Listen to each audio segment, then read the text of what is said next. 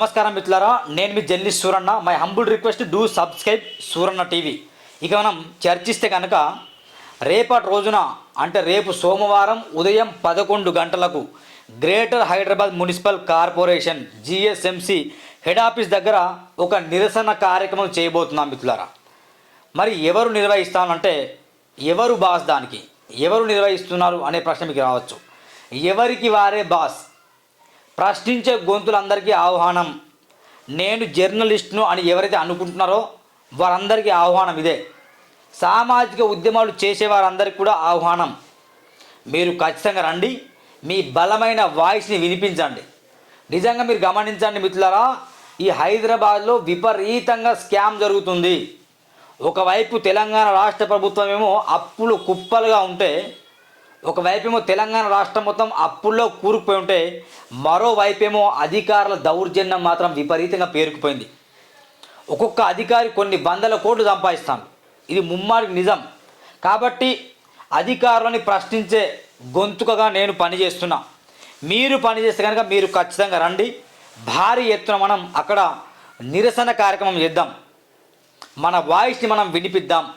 మీరు అనుకోవచ్చు ఇంకా దేని గురించి సూరన్న, వాయిస్ దేని గురించి మనం ఫైట్ చేయబోతున్నాం అని ఆలోచిస్తే కనుక నేను చూపిస్తాను మీకు. ఆల్రెడీ మనం చేతుల్లో పట్టుకొని మాట్లాడుకుంటూ నిరసన వ్యక్తం చేస్తాం.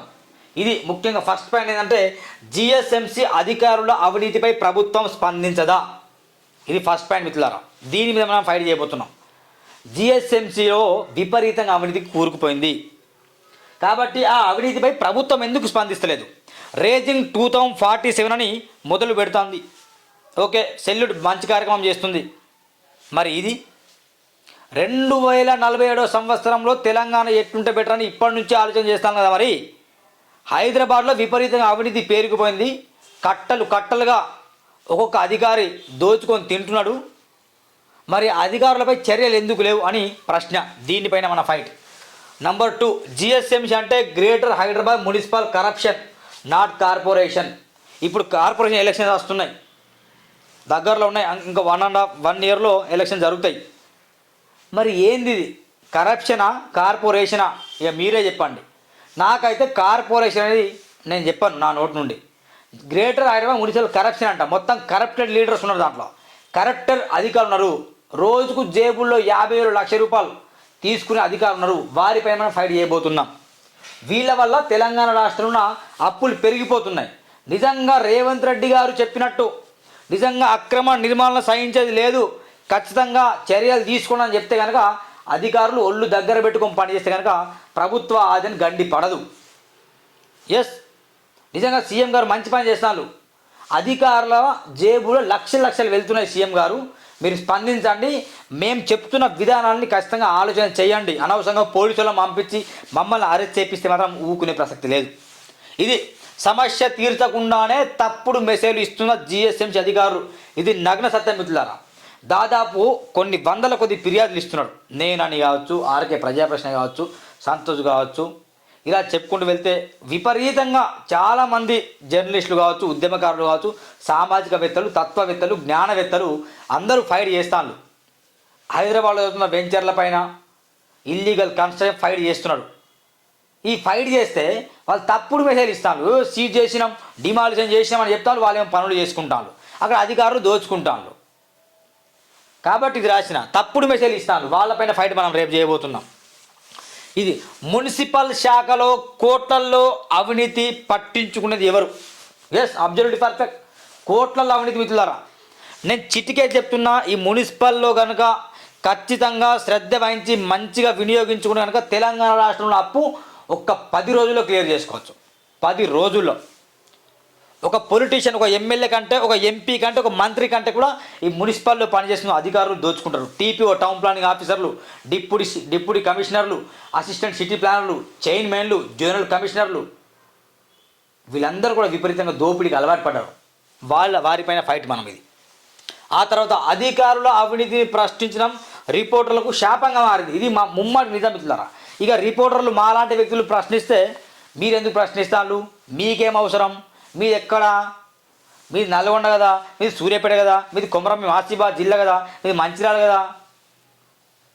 మీ ఎక్కడ తాండ్రు కదా, మీది నెల్లూరు కదా, అమరావతి కదా అంటే ఎక్కడైతే అండి భయ్ ప్రశ్నిస్తాం మేము బరాబర్. మోడీ ఎక్కడ? గుజరాత్.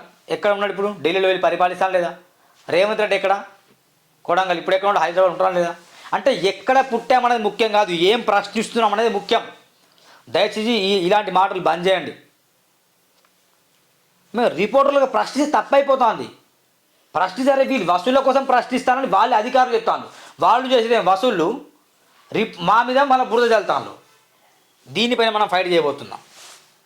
అధికారుల అవినీతిని ప్రశ్నిస్తే రిపోర్టర్లను బెదిరిస్తాను. ఇది జరుగుతుంది. రిపోర్టర్లనే బెదిరిస్తాను.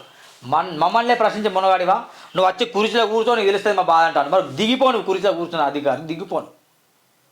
ఎందుకు? జీతం కోసం పని చేస్తాను. నువ్వు జీతం తీసుకొని ఒళ్ళు దగ్గర పెట్టుకుని ప్రజలకు సేవ చేయాలి. ఎట్లా చేస్తున్నావు నువ్వు? జీతం సరిపోక మళ్ళీ కోట్లల్లో వెనుకేసుకుంటూ మళ్ళీ మమ్మల్ని బెదిరిస్తావు. ఇగో మిత్రులారా, వీడియో వినే మిత్రులారా, ఖచ్చితంగా రిపోర్టర్లు ఎవరైతే నిజాయితీపరులు ఉన్నారో, నిజంగా జర్నలిజం విలువలు తెలిసిన రిపోర్టర్లు, అక్షరం విలువ తెలిసిన రిపోర్టర్లు, పెన్ను పేపర్ పట్టే రిపోర్టర్లు, డిజిటల్ మీడియా రిపోర్టర్లు, పత్రికా విలేకరులు రేపు ఉదయం 10 గంటలకే మీరు రండి. టైం పాటించండి మిత్రులారా. మీరు అనుకో సూరన్న దీనికి నువ్వే బాస్, నేను కాదు దీనికి బాస్, ఎవ్వరు కాదు దీనికి బాస్, మనకు మనమే బాస్. మనం అందరం కలిసి ఉద్యమం చేయబోతున్నాం. ఇది రిపోర్టర్లను బెదిరిస్తాం. తర్వాత పత్రికల్లో వచ్చిన అవినీతి అక్రమాలపై ఉన్నతాధికారులు మౌనం ఎందుకు? మరి వాస్తవం కదా, పత్రికలు నడిపిస్తాను చాలామంది. ఈనాడు కావచ్చు, నమస్తే తెలంగాణ కావచ్చు, దిశ కావచ్చు, V6 వెలుగు కావచ్చు, ప్రజాప్రశ్న కావచ్చు, ఆదాబ్ కావచ్చు, సిటిజన్స్ కావచ్చు, నేటి వార్త కావచ్చు, నేటి ధనం కావచ్చు, ఇలా ఇప్పుడు 100ల కొద్ది పేపర్లలో 100ల కొద్ది స్కాములు బయటకు వస్తున్నాయి. మరి అధికారులు ఏం చేస్తారు? ఎందుకు మౌనంగా ఉన్నారు? స్పందించాలి కదా. దీనిపైన మా యుద్ధం. అక్రమంగా సంపాదించిన 100ల కోట్లకు పడగలెత్తిన అధికారులు వదిలేస్తారా? ఇక వదిలేస్తాను అంతే కదా. చిన్న చిన్న బయట బజ్జీల బండి పెడితే, పల్లీల దుకాణం పెడితే, కిరాణా కొట్టు పెడితే దాన్నేమో వెంటనే కూలగొడతారు. వీళ్ళు అక్రమంగా కోట్లు సంపాదిస్తారు, వాళ్ళని వదిలేస్తారు గాలికి. ఇదేంది? ఏసీబీ అధికారులు GSMCలో అవినీతి అధికారులను పట్టించుకోరా? ఎవరన్నా ఇన్ఫర్మేషన్ వస్తేనే ఏసీబీ వెళ్ళి దాడేస్తుంది. నేనేమంటా ఏసీబీ గారు, దయచేసి ప్లీజ్ ఇన్ఫర్మేషన్ వచ్చినా రాకుండా ఇప్పుడు పనిచేస్తున్న చైర్మన్ దగ్గర నుండి జెడ్సీ, జోనల్ కమిషనర్ అందరి మీద కూడా ఏసీబీ దాడులు ఒకటేసారి జరిపించడానికి దమ్ముంటే వాళ్ళ ఆస్తులు చెప్తున్నా, వాళ్ళ ఆస్తులు బయట చేసి మొత్తం తెలంగాణ రాష్ట్ర అప్పు మొత్తం క్లియర్ అయిపోతుంది. ఛాలెంజ్, ఓపెన్ ఛాలెంజ్ ఏసీబీకి నేను. ఇవి మిత్రులారా, దీని మీద మనం ఫైట్ చేయబోతున్నాం. కాబట్టి నేను చెప్తున్నా మిత్రులారా, ఖచ్చితంగా మీరు గ్రేటర్ హైదరాబాద్గా మున్సిపల్ కార్పొరేషన్ అంటే చెప్తున్న కరప్షనే, కానీ ఈ కార్పొరేషన్ అని చెప్తున్నా, మీరు ఖచ్చితంగా GSMC ట్యాంక్ బండ్ దగ్గర ఉంటుంది హెడ్ ఆఫీస్. ఇది GSMC హెడ్ ఆఫీస్కి మీరు ఎగ్జాక్ట్లీ 10 గంటలకు వస్తే మనం 11 గంటలకు 11 AM మనం నిరసన కార్యక్రమం వ్యక్తం చేద్దాం. నిరసన కార్యక్రమం ఓకేనా? ఖచ్చితంగా మీరు రండి. రిపోర్టర్లు హైదరాబాద్లో ఉన్న రిపోర్టర్లు, రంగారెడ్డిలో ఉన్న రిపోర్టర్లు, మేడ్చల్ మల్కాజ్గిరిలో ఉన్న జిల్లాలో ఉన్న రిపోర్టర్లు ఖచ్చితంగా రండి. మరి వచ్చేవారు ఖచ్చితంగా ఒక్కసారి నా నంబర్ రాసుకోండి. దయచేసి వాట్సాప్లో మెసేజ్ పెట్టండి, మీకు లొకేషన్ పంపిస్తాను, లొకేషన్ తెలియకుండే. ఎందుకంటే చాలా బిజీ ఉంటాం కాబట్టి మాట్లాడడం కష్టం, కానీ ఖచ్చితంగా స్పందిస్తాం. మీరు ఈ వీడియో చూసిన వెంటనే ఇతరులకు షేర్ చేయండి. ఇతరుల కంటే అందరికి కాదు, రిపోర్టర్లకు, జర్నలిస్టులకు, ఉద్యమకారులకు, ప్రశ్నించే గొంతులకు షేర్ చేయండి ఈ వీడియో. ఈ నెంబర్ని మీరు కాంటాక్ట్ కండి. మీకు ఇంకో నెంబర్ కూడా నేను రాస్తాను, బోర్డు మీద రాసే ప్రయత్నం చేస్తాను. మీరు ఖచ్చితంగా ఆ నెంబర్ కూడా ఒక 2-3 నెంబర్ రాస్తాను నేను. ఈ నెంబర్ కూడా మీరు కన్సల్ట్ కావచ్చు, 9394334646. ఈ నెంబర్ కూడా మీరు కన్సల్ట్ కావచ్చు ఓకేనా? ఈ 2 నెంబర్లో మీరు ఖచ్చితంగా కాంటాక్ట్ కండి. ఇంకో నెంబర్ కూడా ఇస్తాను, ఎందుకంటే మేము కొంచెం బిజీ ఉంటే లేపకపోవచ్చు.